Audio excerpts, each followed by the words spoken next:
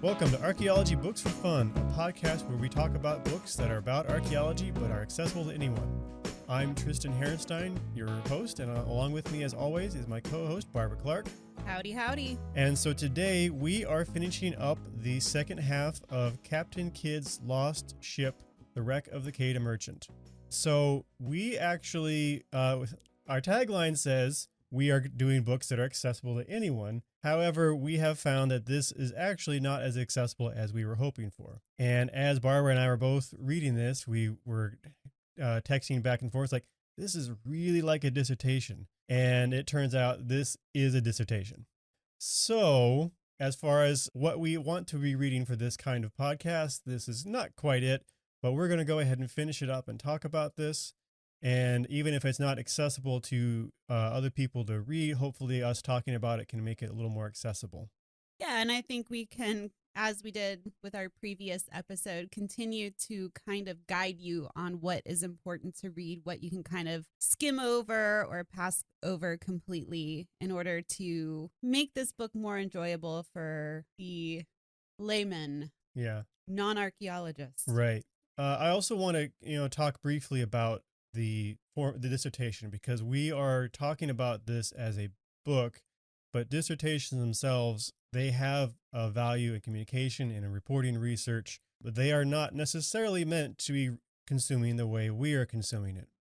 So we are going to be talking about this as a book, but we will want to acknowledge now, and we'll be acknowledging throughout, I think, that there is value in that, and that this is something you do in a dissertation, but it's not necessarily something fun to read. It had its fun points. Certainly did, yes. But being fun to read isn't its main point either. It's not its intent or its goal. True. Very true. Picking up where we left off with chapter 4, we are actually talking about the archaeological site of the Quedagh Merchant this time. So the ship was discovered off Catalina Island, and it was actually found by a snorkeler who was not an archaeologist and was actually out there and just snorkeling around and found the shipwreck. And I thought that was really cool. Yeah, and I think it's important to note that that happens pretty regularly. And that's why, one of the reasons why public archaeology is so important, because it allows for that line of communication between members of the public, whether it be snorkelers, hikers, hunters, whatever, and archaeologists to remain open so that we can make sure these sites are protected and documented appropriately. Mm-hmm. And thanks to this person, that's what has happened with this one. Almost didn't, though, because archaeologists received requests to investigate in 2007. They did a series of investigations from 2007 to 2011. Initially, they only knew it had a few cannons on it. They actually figured out this was probably the Quedagh Merchant, in part, I guess, thanks to research done by a treasure hunting company. And as you may have picked up from other parts of this podcast, boo hiss. But in this case, it worked out and it was beneficial. Interestingly, in the Dominican Republic, it can be legal to treasure hunt, and fines are split 50-50. They do go into this a little later about how this works, and essentially there is a organization that oversees underwater resources and essentially can allow access for a fee as well. So that's kind of how this seems to work, which is not what we like to see, and we've talked about that before and probably will again, but it is how it is, and it's kind of what goes on around the world sometimes. Yeah, and I think it's important to mention too that every government, every jurisdiction has their own way of dealing with this. It's not a universal one-size-fits-all kind of thing. Again, why public archaeology is so important. But right. Also, if you do find something, you just have to be aware of what the local laws are so that you're not breaking them. Yep, that's always a good piece of advice. They did a non-invasive investigation in 2007, so that means they're basically going out and just mapping things and recording them. And then they got permits for a long-term investigation in 2008, and they did a couple years of some trenches just to really kind of investigate what was left of the ship as we'll talk about, to confirm that it was the ship. There's a point that they utilized a number of other fields like chemistry and geology, which I always tell people, if you have an interest in science, archaeologists certainly use it in some way. We dip our toes into all kinds of different sciences. Yeah, I did think it was a little strange how he talked about the multidisciplinary approach to the investigation of this site, but I think it's really nice that he did discuss it at all because I feel like oftentimes it's left out, or especially if the book is on archaeology, they focus so much on the archaeology that they leave out a lot of other things and don't necessarily give credit to the other scientists and sciences that contributed to our understanding of the past. And as we'll see, they did use some of those other specialties for the analysis of the shipwreck too. Yeah. And I also want to point out, so the first half of the book that we went over in our last podcast episode was mainly about Captain Kidd, the story and his background. And you'll notice when you're reading this book that there's a very drastic shift from that narrative to more of the science and the archaeology, looking at it from a more scientific perspective. So don't let that throw you off. It is like a very different thing to read. Right. Yeah, because the previous one was almost a narrative, and this is much less so anyway. Yeah. I'm not sure it's not entirely not a narrative, but it's a narrative. It's just a different narrative, Yeah. not having, I mean, obviously it has to do with Captain Kidd because it's his ship, but it's different in that it's more about the ship and less about Captain Kidd's story, I guess is the best way to put it. Okay, so moving into it. So there are a number of kind of small sections in here, and I know as I was reading them, it can be a little difficult to get through them. So what I'm going to kind of do, at least for when I talk, is kind of summarize what are the key points that you would want to get from these sections, because they're in there, but they're not easy to pick out necessarily. First and foremost is shipwreck identification. And so the first thing they have to do is actually confirm that this is the Quai Merchant. Having some documents and it being in about the same place isn't going to be enough. They need to look at the ship, look at what it has, look at how it's built, all these other details, and confirm that, yes, this is the Quai Merchant. Sometimes that is easier, as I understand it. Sometimes that is harder. Yeah. I mean, it can be easy in as such as finding a bell or a cannon or something that has the name of the ship on it. Unfortunately, they did not get that lucky. And if you'll remember our conversation about the name of this ship, I feel like even if you found something with the name on it, you'd still have to do a lot of research and excavation to figure out. It could be the wrong name, so to speak. Yeah. Yeah, so there's three things they need to really look at. They need to look at any metal artifacts and how they're arranged and their quality, so how they were built and all that.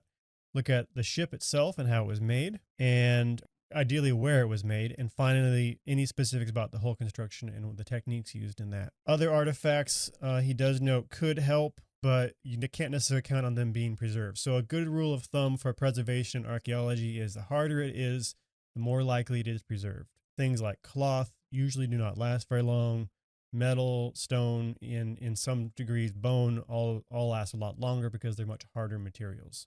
Although I found it interesting, and I noted this, he actually says heavier materials.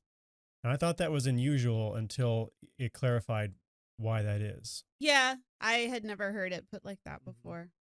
Well, basically, the reason that's important in this context is because things have a tendency to float away if they're not heavy enough. And I'm like, oh, of course, as a terrestrial archaeologist, that is not a primary concern.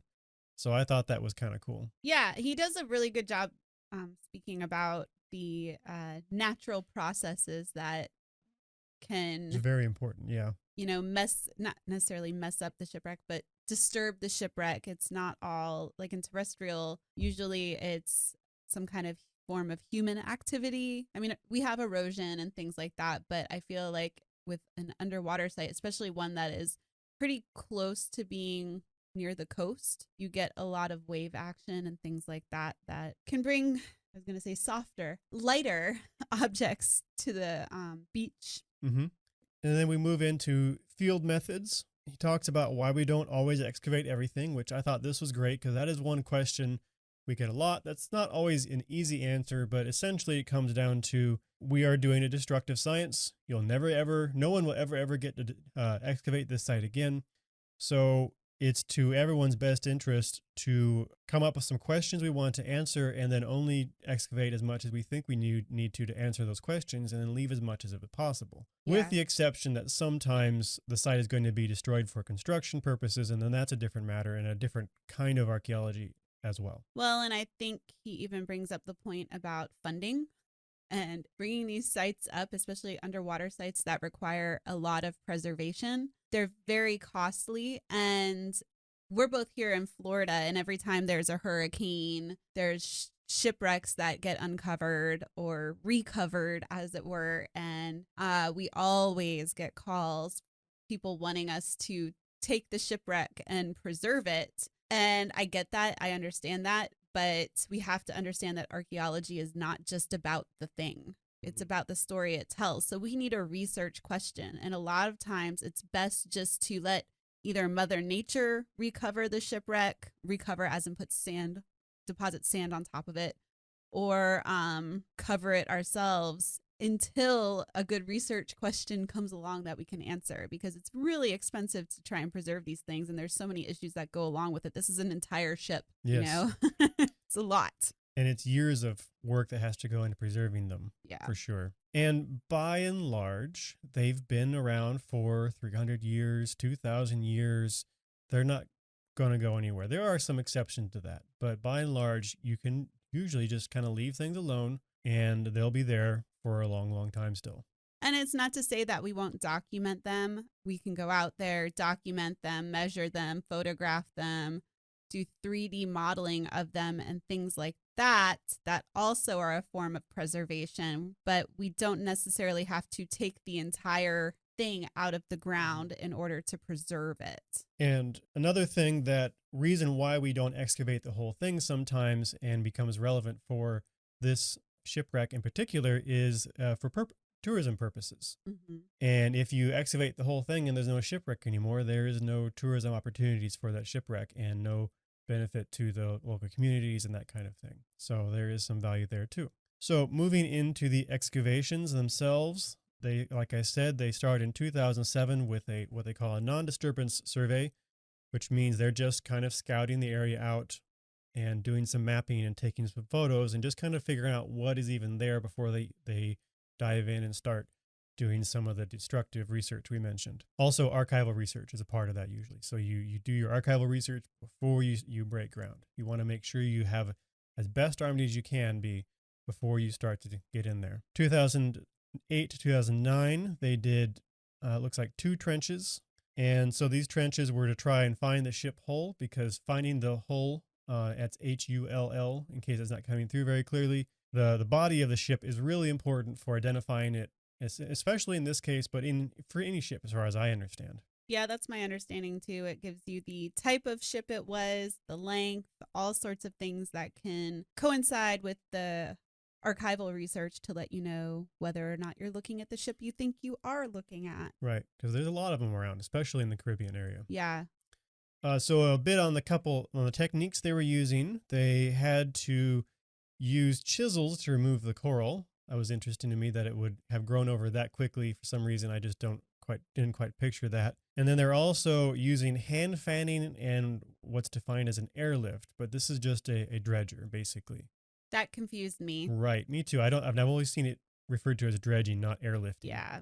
So essentially, picture a shop vac underwater that dumps out into a barge up above, and then they filter it through a screen, and they can see all the little stuff that they might have missed in the dirt itself.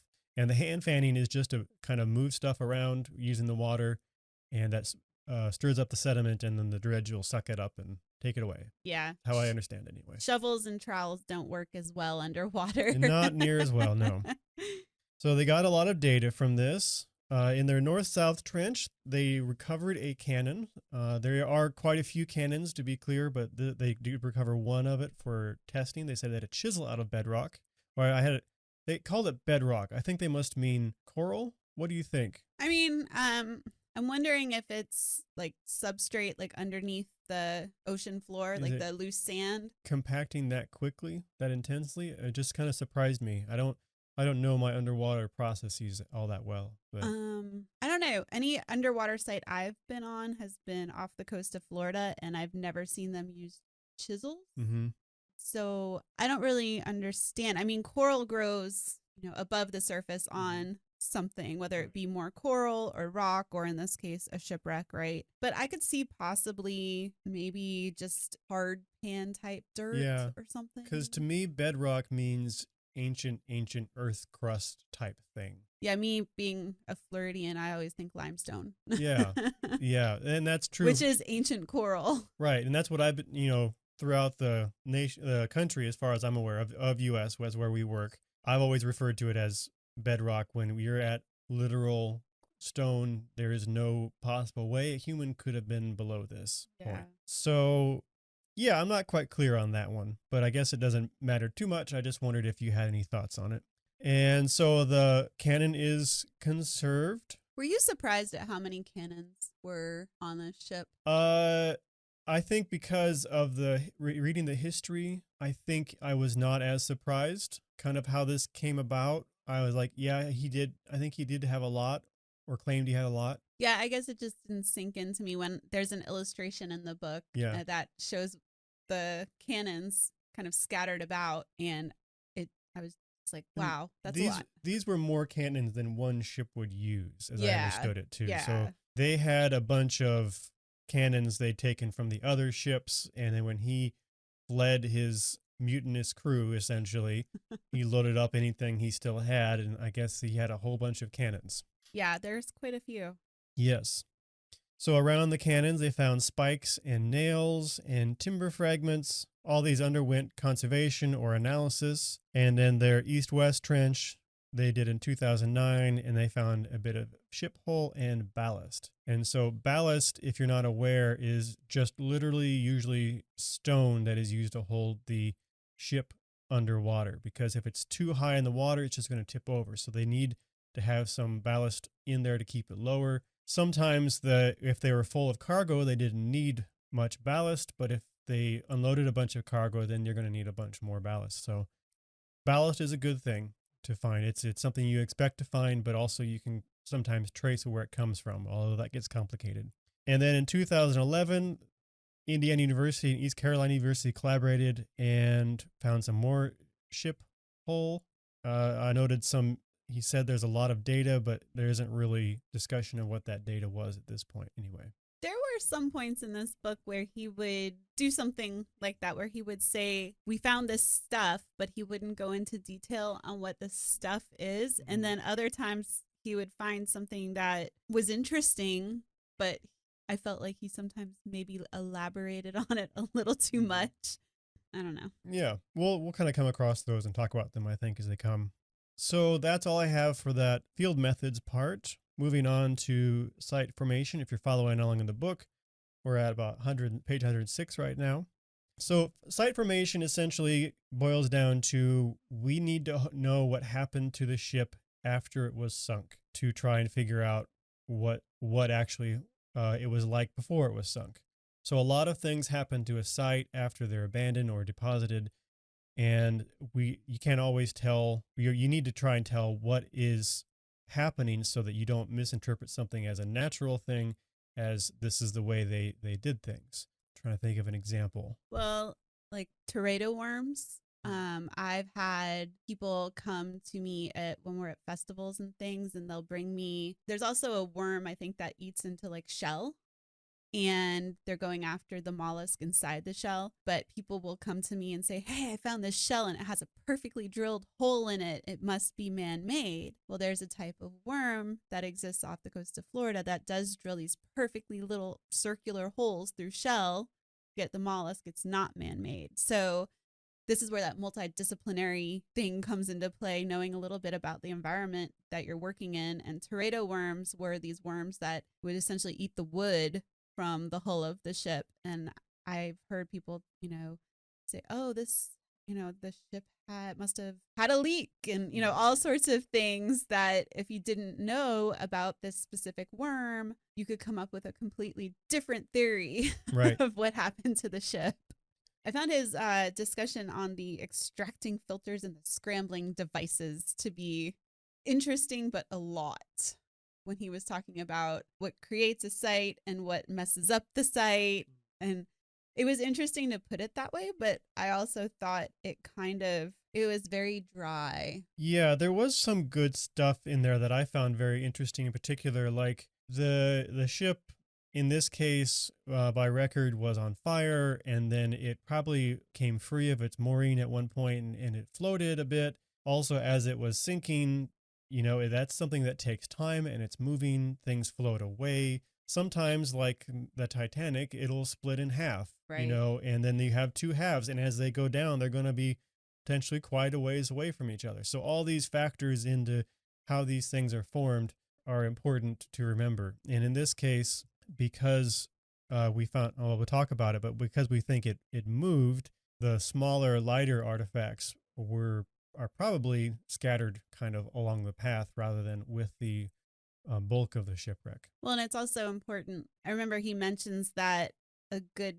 portion of the items that would have been left by Kidd would have been removed before it was set on fire. Mm-hmm. Yes. So this is like a point that I wanted to drive home, is just there's a difference between a ship that is wrecked on, say, a coral reef during a hurricane versus a ship that is scuttled. Yeah. And also even looted by a shady merchant first. Well, yes. In this case. Yeah. So, there's different scenarios that would cause different types of items to be left on the ship before it wrecked and during the wreck. Yep. And so there are three levels of association. So things that are attached to the ship are very clearly part of the ship. Things that are detached from the ship, and then there are things that are mixed in with other deposits. And these are very similar to what we see in terrestrial archaeology as well. Some things are very obviously associated with each other, and then it can get mixed in with other time periods and such, and become more complicated.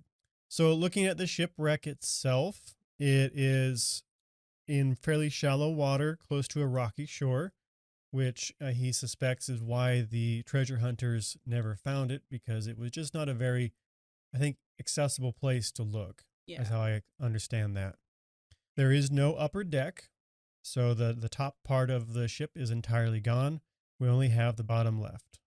So the total, there's 26 cannons, and they are arranged as cargo. So essentially, they are in stacks and alternating which direction they're facing. So one's one way, the other is pointing the exact opposite way, so that way they'll fit closer together. Underneath the cannons there's three large anchors and a bunch of, they call it encrusted magnetic ferrous feature, which just means it's a lot of metal stuff. Right. A lot of iron.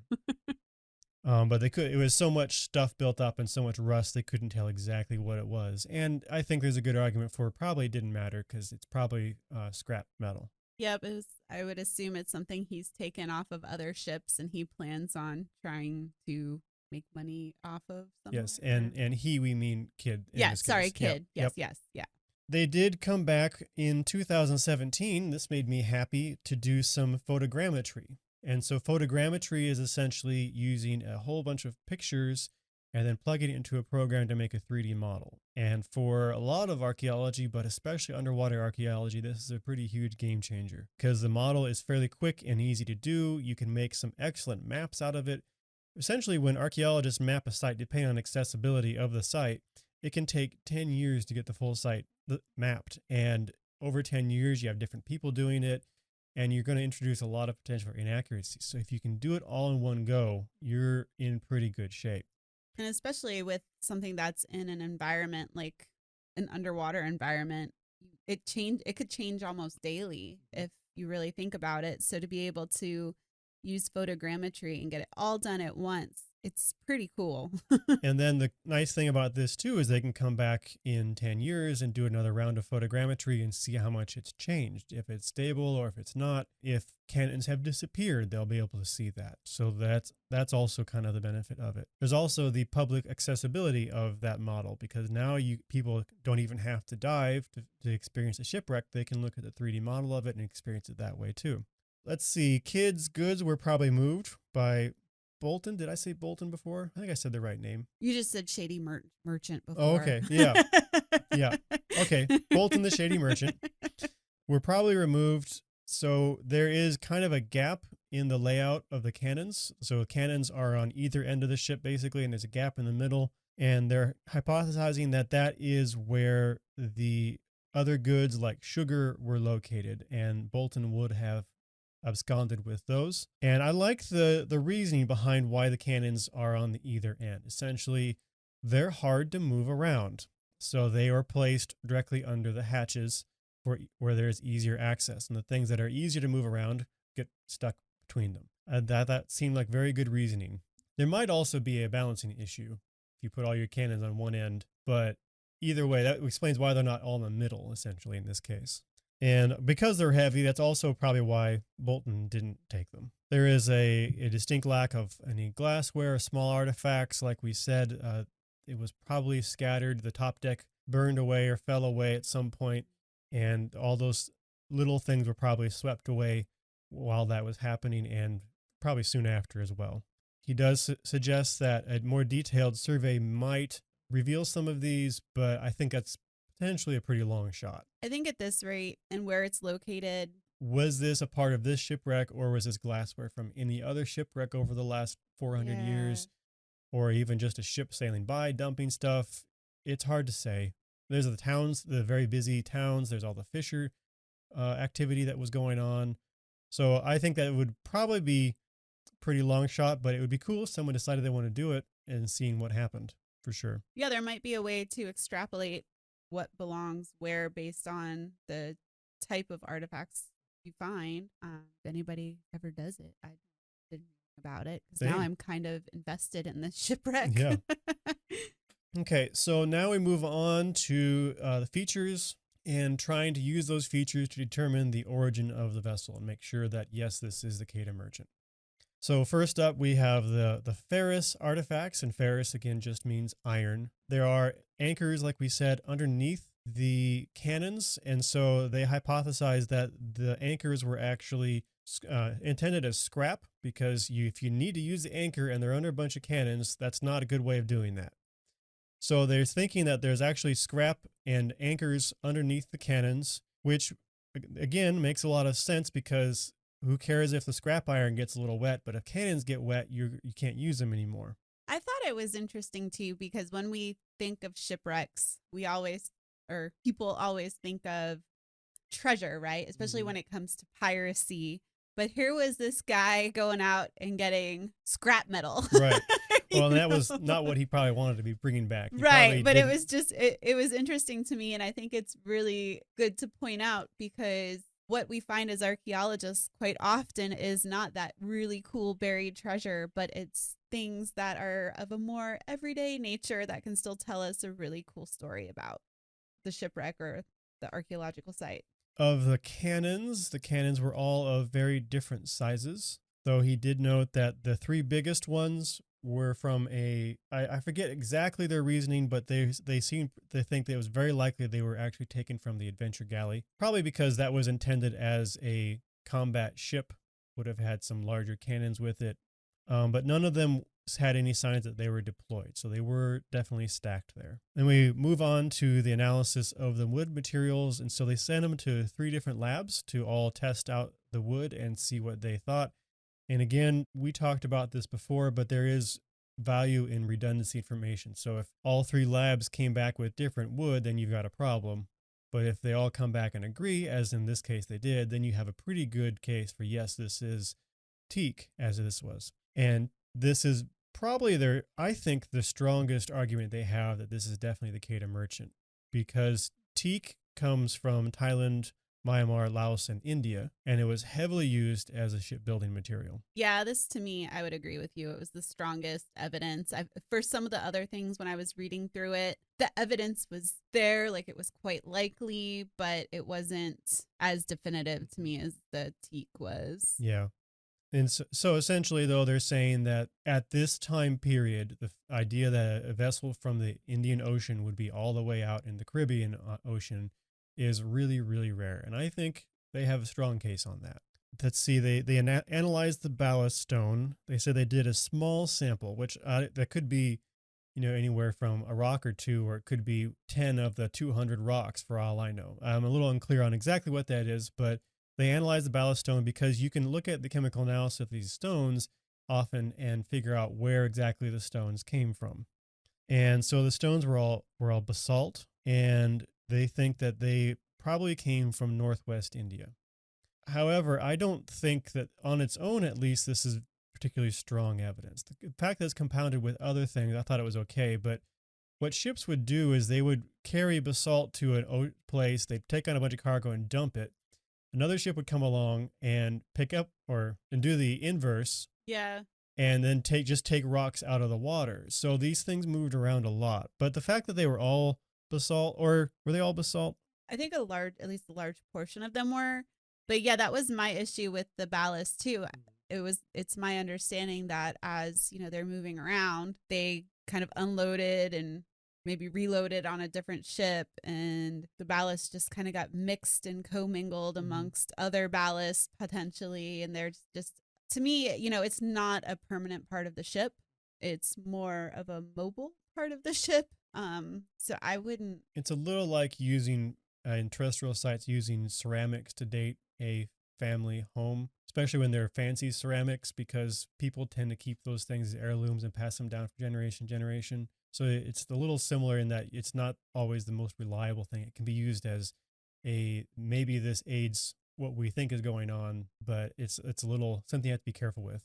Yeah. And I mean, the thing about archaeology or any science really is you're gathering information from different places and you're piecing it together. So with the other information that he gathered, then yeah, it's an important talking point, but in and of itself, it's a little less concrete. So it's a good thing that's not all they've got. Right.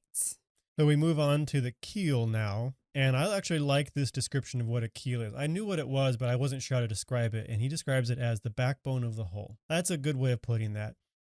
And so I know the keel can be important because it can give a good indication of the shape and the size of the hull. And that can tell you a lot about where it came from in this case, although I didn't find any indication that that's what they got from it. It was broken into two sections, and then I had a note that there's a whole bunch of detail and signs of missing parts that it didn't mean a whole lot to me and didn't seem to necessarily contribute to the overall goal in this case. There were a lot of boat and ship terms that I had to Google. Yeah.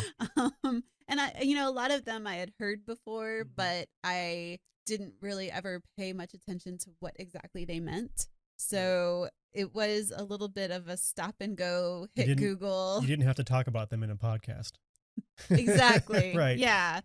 So just learning what they were. If you're a shipbuilder or you're interested in boat building at all, you would probably have a much easier time with this than I did. I was constantly grabbing my phone, Googling terms quickly just so I could have a little bit more understanding. So I learned a lot. Yep. I learned a lot about boats. And with the keel, it's important to point out that this is a kind of artifact of a dissertation or thesis type project, because if this was a book, they probably would cut this very short or not even include it just because it doesn't add to the book. But that's not the point of this. The point of this is to record the site and what they did at the site. So it's serving a purpose. And I just kind of want to point that out as one of the ways that this differs from the actual, from the books we are aiming to read in this podcast.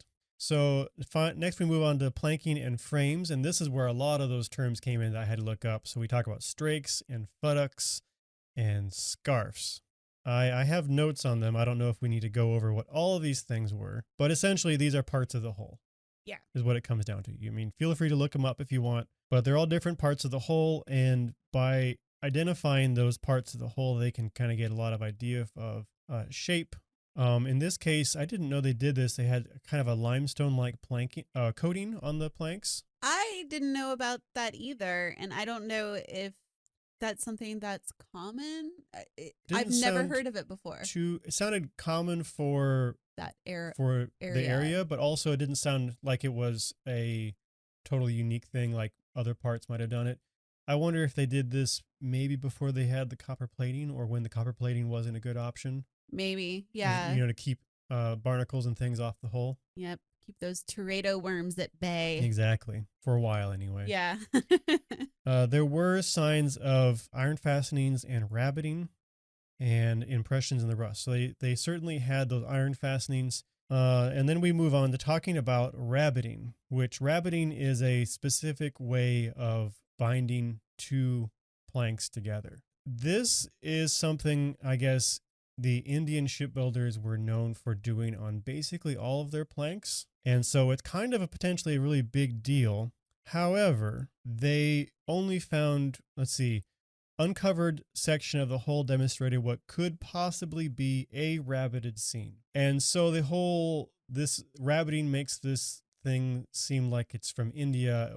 I wasn't sure I fully bought into that because it was very clear that Europeans did some rabbiting too. And if you're basing that off of one seam, and then if you're not even really sure, I had some problems with this one. Yeah, it's interesting. It's worth noting, but I don't know that it's worth putting as much stock into it as it seems like the author is trying to. Well, and it could potentially be we are not specialized in this. It could be the location of the rabbiting. Europeans would not have done it here, but it wasn't clearly laid out in the book or the thesis in this case. And so I didn't quite buy this. Also, the coating they called it, what I'm going to say is tuna, which they also think was from India. However, they concluded this without actually testing the material. And I think they explicitly say that. Yeah, they do, which I mean, you've already done all this analysis on all these different types of material. Yeah. And then you're like, you assume that something's from somewhere without. Well, and I get something could have happened that it didn't. It wasn't something to like a hindsight thing where, we should have really done that. But to conclude that, yes, this is what it was, even though we didn't test it. I have a little trouble with understanding why we did that. So to kind of move on to the conclusion for this chapter, essentially it comes down to the evidence is not entirely conclusive, but very strong that this is a Quedagh merchant. And I agree that there's a lot of good indication this is a Quedagh merchant, but like we were kind of saying, I'm not sure it's quite as strong as the author is suggesting in this case. Yeah, I would say it's likely the Quedagh merchant. I'd even say it's very likely. Yeah. I think saying it's Quedagh merchant, interpreting it as such, is a fair way of doing that. But a lot of the evidence that's supposed to contribute to that, I'm not sure I was enthusiastic about, I guess. Which, I mean, in reality, that's probably true of a lot of shipwrecks, unless you find something that says this was this ship. That's true for many, many things in archaeology. Yeah. So the fact that we're questioning that at all does not mean that the archaeologist and the author did a poor job or anything like that. It doesn't mean there's anything necessarily wrong here. Yeah. And while another thing to point out too is that the analysis of the shipwreck and such may seem kind of sparse to you, and sometimes that's just what we have to work with. And I think that was probably the case here because they didn't want to disturb it too much. They had a very specific question they were trying to deal with, and there wasn't a lot of those small artifacts that they could analyze. I think in this case, they're just working with what they have. And I think that is perfectly fine, but it does a little bit jarring when you compare that to the in-depth history analysis of Captain Kidd's story and everything. And that, again, that's not a criticism. It's just kind of stood out to me. Yeah, no, I would agree. There was a definite shift. Yeah. And that is really not unusual for us to have to work with what seems like a very small collection of artifacts sometimes. Yep. Unfortunately, we as archaeologists cannot pick what is available as far as what survives. Yeah. Like we have to work with what is there. So next we move on to chapter 5. And while Barbara and I are not necessarily fully versed in underwater archaeology, now we're moving on to the public interpretation and how it contributes to the nearby communities. And so we have a lot of passion about this subject. So we're going to have fun with this one, I think.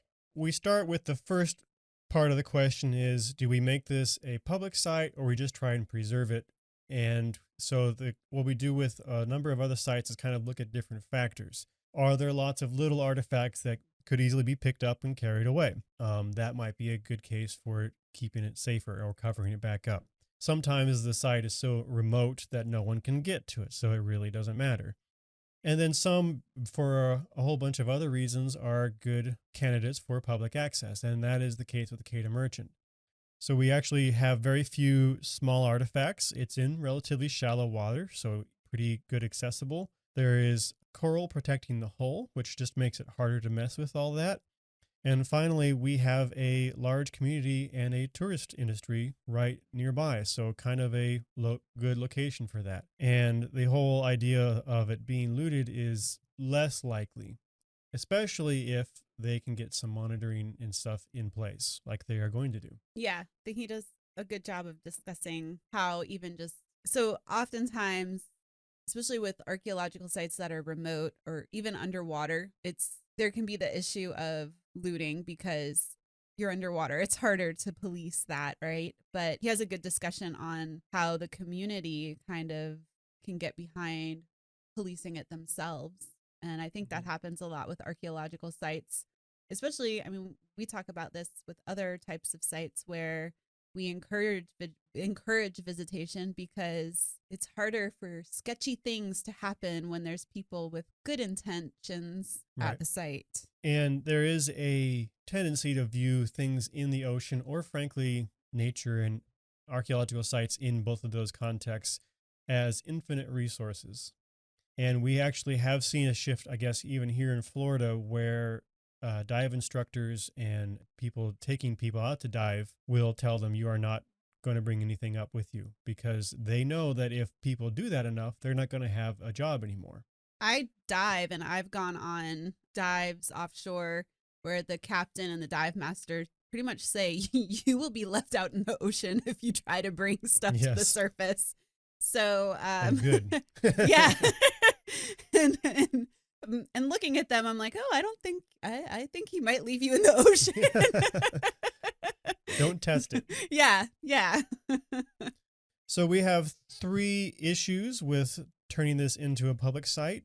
One is finding the most appropriate management for the marine resources in the area, trying to figure out how to work in community, national government, and international agencies all in so they can work together and work to preserve these sites and utilize these sites effectively and sustainably.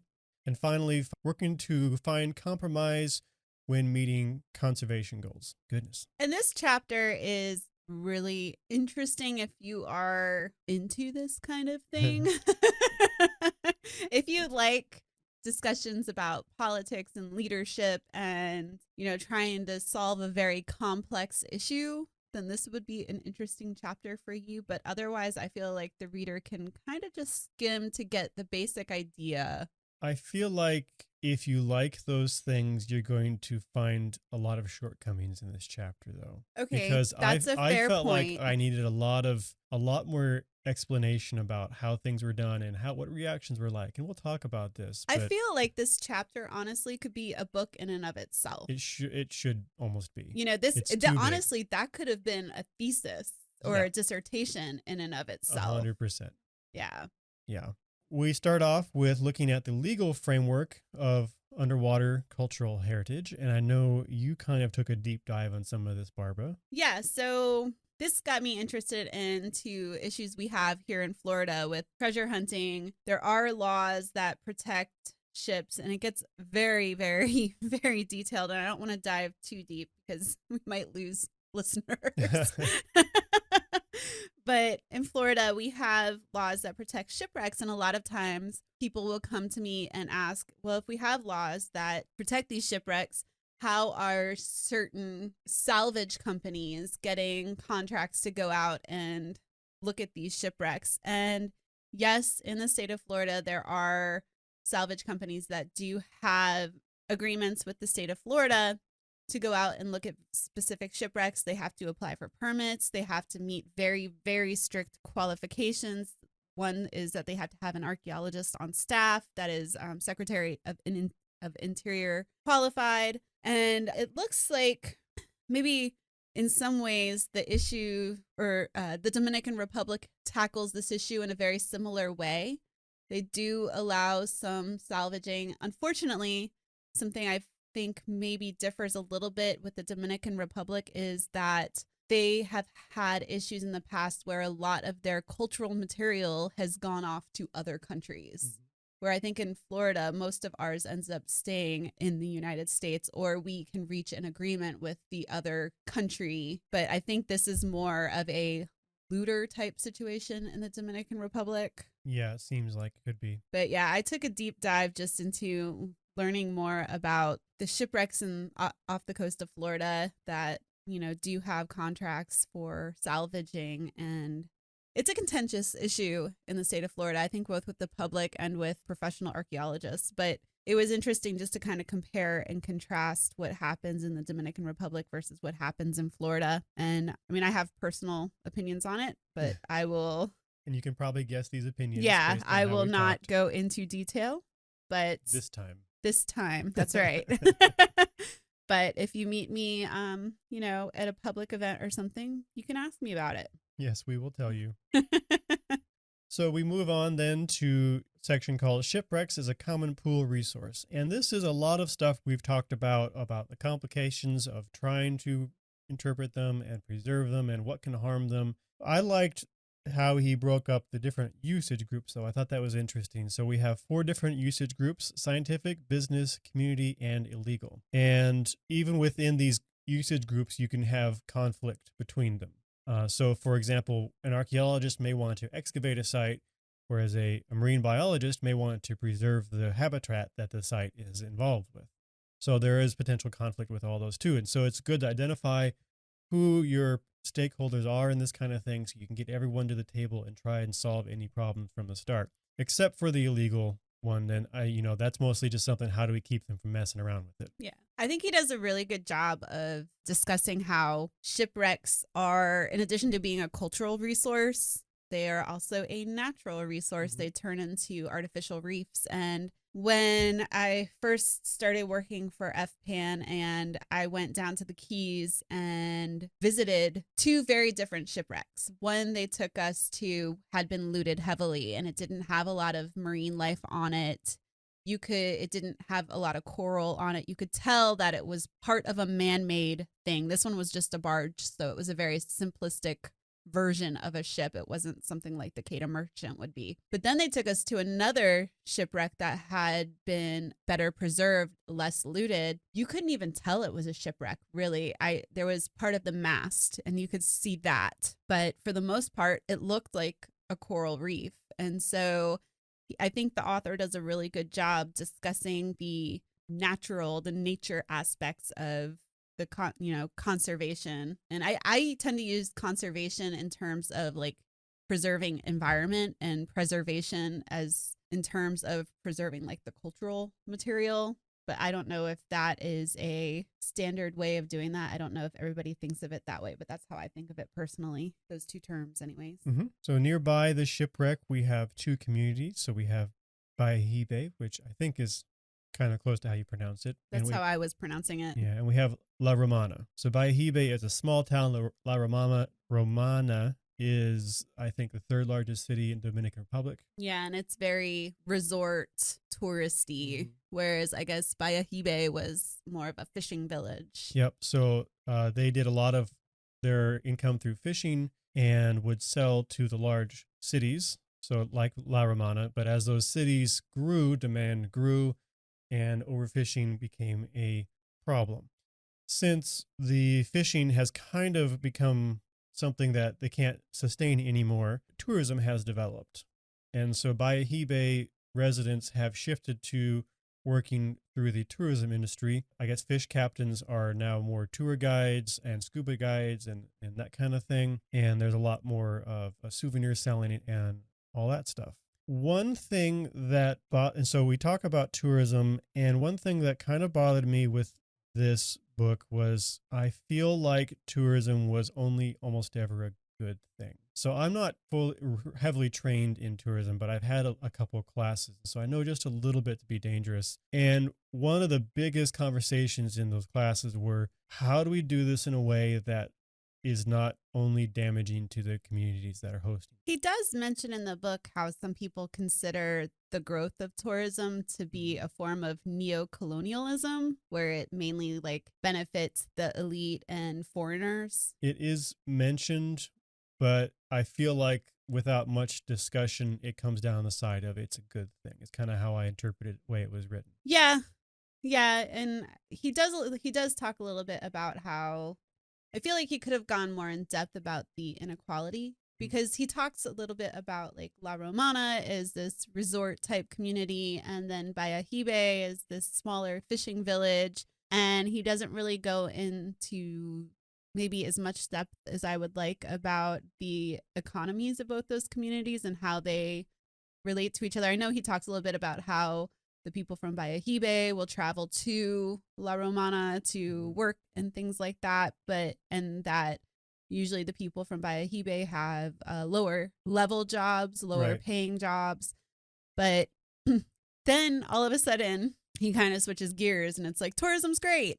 Yeah, and I think if you can read between the lines a little bit, you can kind of see some of the cracks in that still. Like there's the resorts, and the resorts are good for Bayahibe because people there can go and work, and the resorts like it because they've got cheap labor. And I'm like, who owns the resorts? You know, and how much do these resorts really benefit Bayahibe? He even mentions that resorts do all they can to keep people in the resort and not going into the town, which one of the key things is how much does the tourism benefit this town directly? Are people actually spending money in the town, or is it something entirely contained? And we've seen that even here with some events in Florida. We've got one big event where people camp out and everything, but it's almost entirely contained. The nearby town doesn't see any people going for food or hardly any hotels. There's no real benefit to that beyond the confines of that event. Seems like there is some push and pull here because the residents are trying to take advantage of that. Resorts are trying to resist that, and then they reluctantly let them pay them for the access to come and sell things on the resort. And then there's things like they hired the fishermen to be tour guides, and then as soon as they had other people trained, they fired all the fishermen. Full disclosure, I love to travel, and this is something that I kind of internally, personally, in my personal life think about a lot, is how what I do as a tourist affects the local population. Obviously, I want it to benefit them, but it's hard to tell a lot of times if what you're doing is beneficial or not. And he talks a little bit about how that local knowledge is really important, and it got a lot of the fishermen these jobs, right? They can now take the people that are diving out to the spots where there's lots of fish and things like that. But then it becomes more common knowledge, and anybody can do that. They don't need the locals anymore. They can hire somebody else. Yeah. And then it got me, I went down the rabbit hole, and I was like, okay, well, you're already talking about a small community that was overfishing, and then you're bringing in these other people that are going to need to eat in addition to everything else. And in some places where I've traveled, one of the issues I've noticed is waste disposal. So there's so many. I just went down the rabbit hole, and again, that could be a dissertation in and of itself, is the economic impacts of cultural tourism at this It has point. been dissertations, I'm sure. But it was a good discussion, and I understand why we probably didn't go into as much depth as right. Yeah, there are a few like positive signs, like there is a local boat captain association, which sounds like it maybe works as kind of a union for them. But ultimately, I felt like this came down to probably being a lot more of a predatory relationship than purely beneficial. So anyway, but that's kind of my sense of it, and it's not. I didn't have the actual information to make that call myself, of course.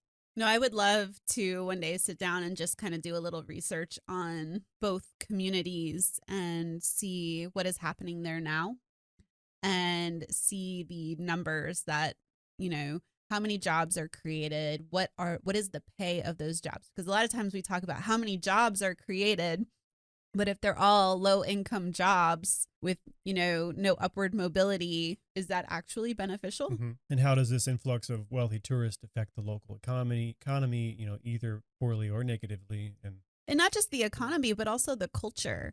A lot of times you go to these smaller communities and they're selling their arts and crafts and things like that.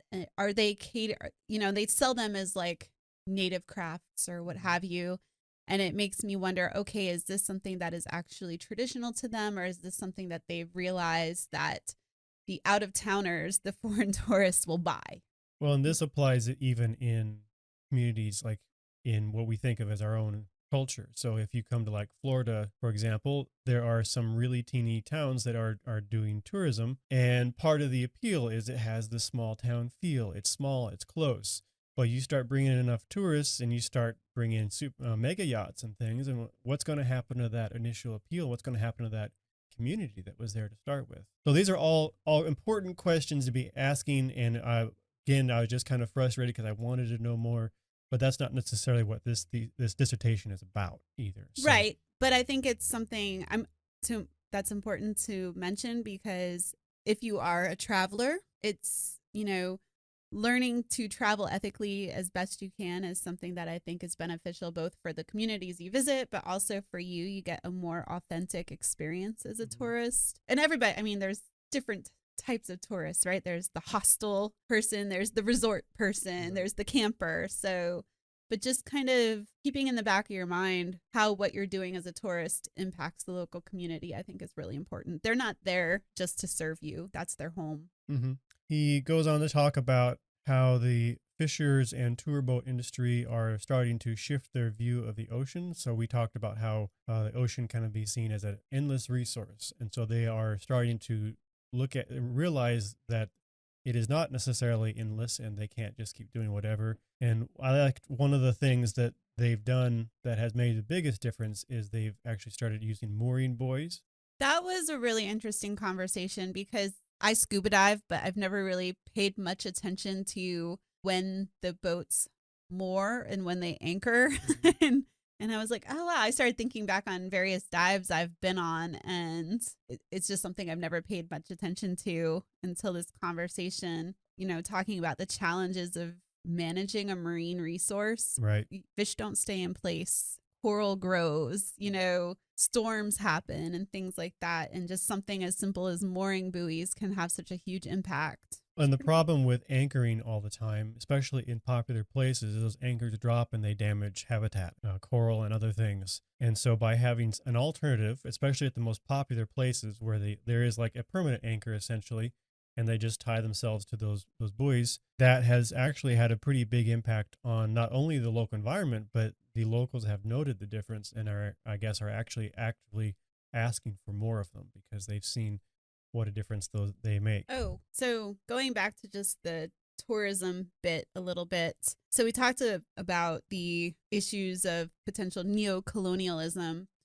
but there is the other side where tourism actually raises awareness and creates awareness about the importance of both the archaeology, but also the coral reef and the local environment and things like that, and how that can also have bigger impacts too. And I wish he would have gone more into this. Something that I've read elsewhere is, when you talk about the Queda Merchant or that specific coral reef or whatever it is, that tourist learns about that site, but then they have that information and they can be aware of that when they go visit other coral reefs. Like once you learn to, when you're snorkeling, not damage the coral reef, you're going to go snorkeling somewhere else and hopefully not damage that coral reef. So there's kind of that exponential information being passed along. And I think also, I remember I grew up in South Florida and I grew up snorkeling. There was a reef off the coast of near where I lived and you could just snorkel out to it. And of course, being in South Florida, we'd get a lot of tourists, and we as locals would, maybe not as nicely as we could, but we would yell at the tourists when they came and they started like breaking pieces off the reef and things like that. We probably could have been nicer about it, but after it's something you see all the time, you kind of just become short with we people. Also just talked about the responsibility of the tourists too. So yeah. But, so there's that self-policing that kind of starts to happen as well. The more people you educate, the more people they can in turn educate, hopefully nicely. Yeah. So I think a key takeaway through all this conversation is that tourism isn't inherently bad, but tourism without asking questions about what is good and what is okay and what is not will typically have some major harmful consequences. Yeah. Would that sum it up pretty well? Yeah. And I mean, humans are adaptable, but you don't want to take advantage of that.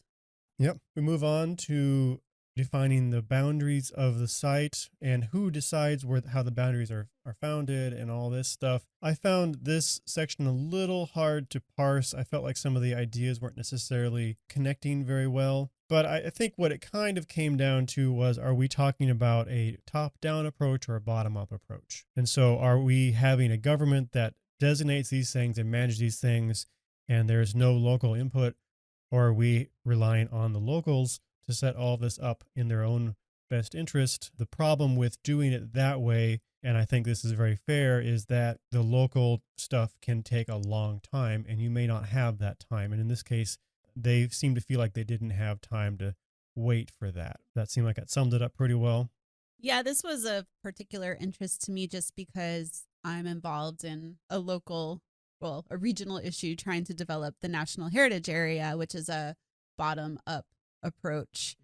And one thing that struck me when I was thinking about this is it's a lived-in environment, essentially, that you're trying to protect. It's different when, say, you have an area that's a national park. Nobody's living there. Nobody currently, I think that's important, is living there, right? And people aren't necessarily utilizing that resource. It's very different when you have a lived-in community or a group of communities or an already established kind of economic driver. This was a place where people fished, and it wasn't just sitting out there in the ocean. It's hard for somebody to come in from the top down and say, hey, you guys got to do this because we say it's good for you. But then, of course, like you said, bottom up takes a lot more time, as I'm learning through the National Heritage Area. Right. So it's really complicated. And I think the biggest takeaway is just either way you go, whether it be bottom up or top down, you have to have that stakeholder involvement, and you have to have it from the beginning. Well, in the compromise they settle on in this case was because it's time sensitive, they do a top down with the idea of then they will develop it into a bottom up and kind of give more and more power to local communities. I think there was mentioned there's a lot of concern that, you can have that intention, but without that set up from the start, it may never happen. Seemed like maybe that is what is happening in this case, although I have a little skepticism on that too. My issue with this kind of thing, and I don't know that, obviously, I don't have a lot of in-depth knowledge of the government and how it works in the Dominican Republic. But say it was here in the United States, where we have a lot of government turnover at every level, whether it be, a basic administrator or, somebody who's an elected official, their objectives change, right? So over time, are different people that take over these various positions going to have that same goal in mind? So I think it's important to somehow put it into writing, whether that be legislation or a local ordinance or whatever the case may be. Just have it in writing so that there is a plan in place. Like, by this time, we are going to have transferred so much of the management to these various organizations or so forth, whatever. Because if you just say, yep, we're going to do this thing, the thing never happens because people kind of change positions. So then we talk about how do we set the boundaries for these kinds of sites? How do we monitor the site? And finally, how do we penalize, basically, for people who break the rules or laws, as the case may be? I didn't have a lot really to pull from this. It was all fairly obvious to me. I guess one of the things with this deciding the boundary was there's some debate over should it be as large an area as possible, because that's in most biodiversity as possible. You couldn't do a square city block of forest. That wouldn't be a forest, or do you do as small as possible to try and impact the local use of it as little as possible? And in this case, they went with as small areas they could do, just to try and make sure they're continuing to foster that. I think goodwill is mostly the concern there. Did you have any other thoughts?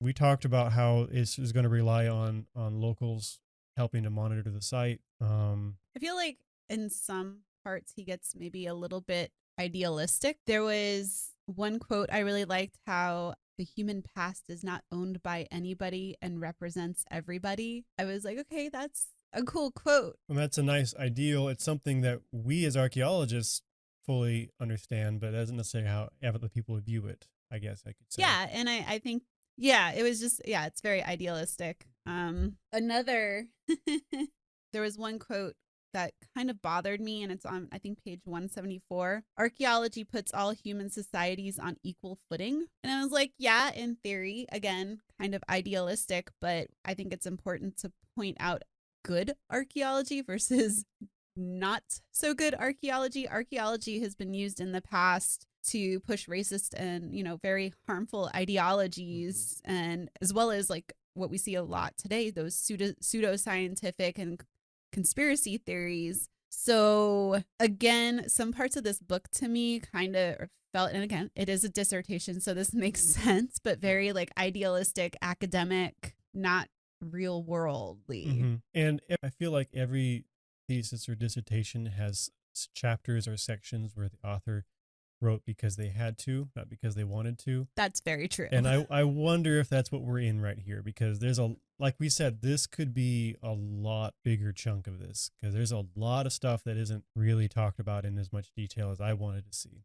Yeah, and actually it would be really interesting to see if anybody has taken up sections of this dissertation and parsed them out and done their own research or their own dissertation or thesis on that specific topic, like the management of the resources and stuff. But yeah, you're probably right. I know my master's thesis has things in it that I would love to cut out. I didn't want to write my history chapter.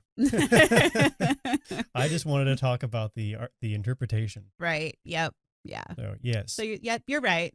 I'll give him the benefit of the doubt on that one. I think this is the last section. We're going to talk about development of the Quedagh Merchant as a marine preservation area. And so this is building the actual interpretation, and this is the stuff that Barbara and I really like. And so we're going to kind of we're going to nerd out. We're going to nerd out a little bit, yes. Nerd out. So be prepared. So he identifies 10 steps towards making it a marine preservation area, or MPA. And I feel like for me, this was very glossed over because steps 1 through 4 basically happen in 2 sentences each. And so like proposing it to governmental bodies, that had to be a big effort. And who do you talk to and what their response is like? I had all these questions. Establishing the park boundaries. Who decided that? And how did, where was the push and pull in that? And, there's a lot of stuff going on. I can imagine. Also, stakeholder involvement is not a quick process. Even with the meetings, even if you only have one meeting, you make your decision, you're going to get a lot of different points of view, and there's going to be conflict and push and pull. And how do you meet some of those needs, and how do you come to some compromises? These are all things that I wanted to see. I also, we're so used to public meetings here in the States, and, they have to be noticed so far in advance, and they have to be held in an ADA accessible area. I was actually, and I know this is super dorky of me, but it got me wondering, like, okay, what is that stakeholder process like in the Dominican Republic? Like, what are the requirements and things like that? And I know our general reader, their eyes are probably glazing over just listening to me talk about that. But that's something I was interested in and I wanted to know more about. So, but that's just me. So was it very different from the way or did you just want to do it and you didn't find out? I didn't look into it. I've gone down so many rabbit holes with this book. Yeah.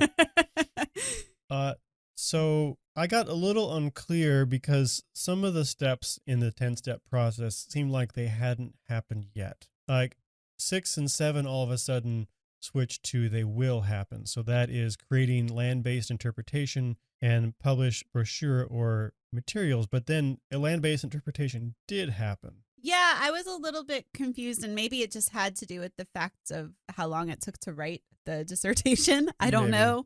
But yeah, because he talks about in his timeline there at the end, when he's like finalizing the chronology, there's several museums that have exhibits about the shipwreck. I think the Museum of London, and then the Children's Museum of Indianapolis as well. And I think there's a few others. So yeah, there's things that have happened. there was also something. Yeah, okay. So he talks about in May of 2011, there was at the on the 310th anniversary of kids hanging, the site of the Quai Merchant was officially Right. inaugurated as the Marine Protected Area. In London, yeah. I just thought it was funny that it was on the anniversary of his hanging. Right. Seems a little unfortunate, but interesting. Interesting choice. Yeah. Yeah, and I would have liked to hear more about, the interpretation and the materials and that were produced. How was it interpreted? And Something I also, so this, there wasn't any mention of any web-based interpretation, mm, which I if you think, did a photogrammetry yeah, where is all model, that that stuff? would be good to use. Yeah. Yeah, I would have been interested to see how, because we rely so heavily on that today. Mm-hmm. I would have, are there videos of the shipwreck online that I can watch if I am not a scuba diver or a Right. snorkeler, that kind of thing? And in a related way, I am glad that they thought to do a terrestrial interpretation because not everybody scuba dives, and and it's good for them to try and make it as accessible as many people as possible. Internet, of course, is a good way of doing that, but having a museum exhibit in La Romana or whatever is also a really good way of increasing the accessibility of the site. Even landlubbers deserve a chance to learn about the Quai Merchant. We like shipwrecks too, just from dry land. Nothing wrong with that. Yeah.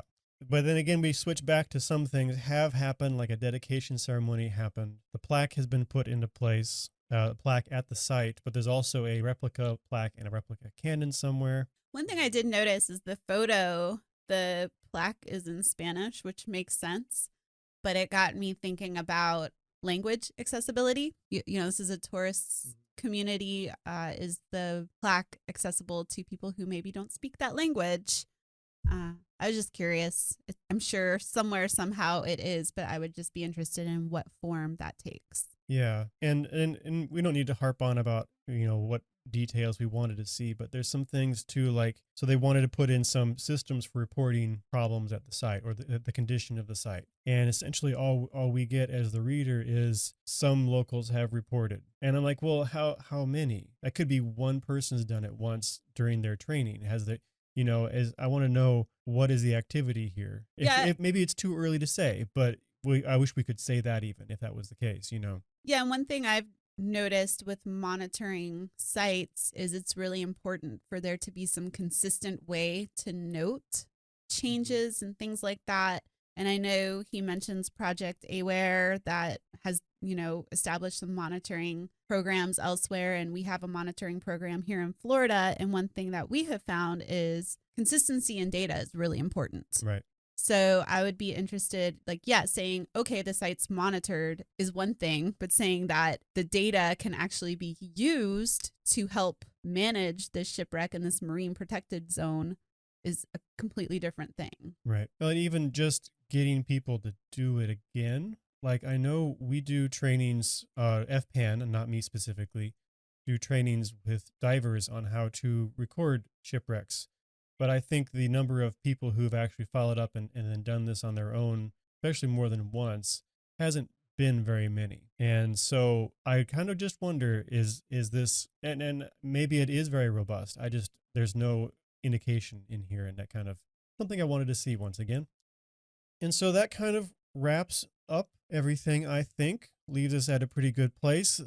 There is a short conclusion. There isn't much I wanted to highlight in the conclusion, except there is one thing that, again, kind of bothered me a little bit, and that is the whole start of the dissertation seemed to be about how this shipwreck is a part of a big system, and the big system informs the shipwreck, and the shipwreck affects the big system, and we're going to look at that and how pirates lived and all these big ideas, and then we never get that. Yeah, I was a little unsatisfied with that as well. Again, remembering this is a dissertation, you have to work with what your site will give you, and you need to talk about the potential for these things. But then I wanted to see so here's why we couldn't do these things that we were wanting to do. Yeah, you can't make a big claim at the beginning and then not follow up. You got to finish off the threads, Yeah. basically. Yeah. Yeah. But all in all, I learned a lot by reading this book. And even though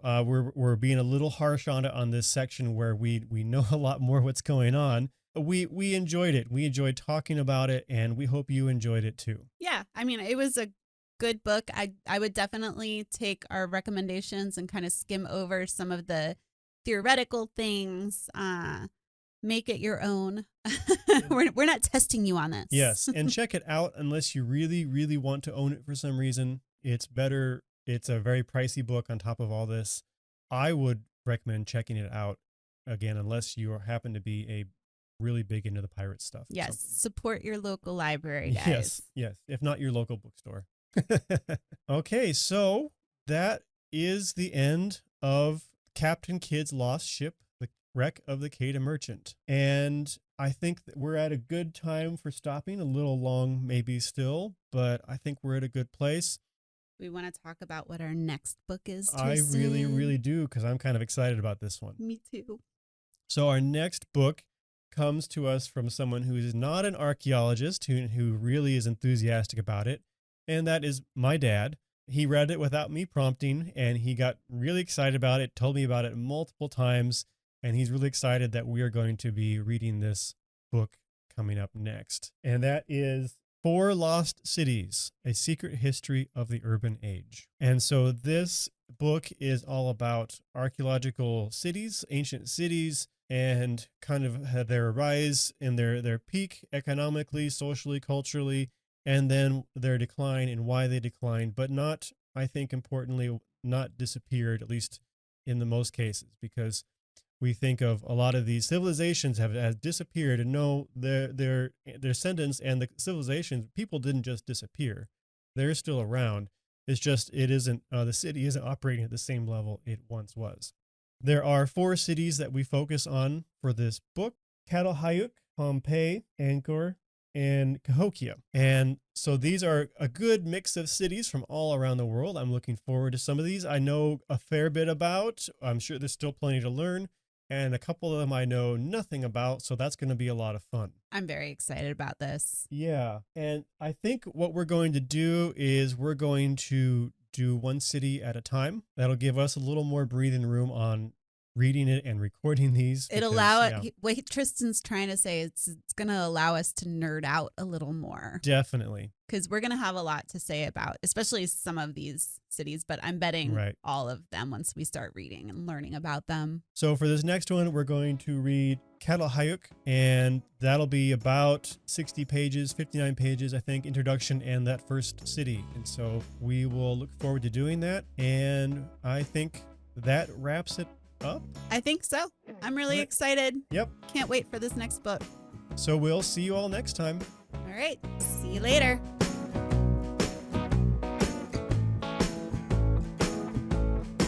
Archaeology Books for Fun is brought to you by the Florida Public Archaeology Network, a program of the University of West Florida. You can find out more about archaeology and about FPAN at fpan.us. We appreciate any feedback, so if you're listening to us as a podcast, please leave us a review, and if you're watching this on YouTube, please like and subscribe. Thanks for listening.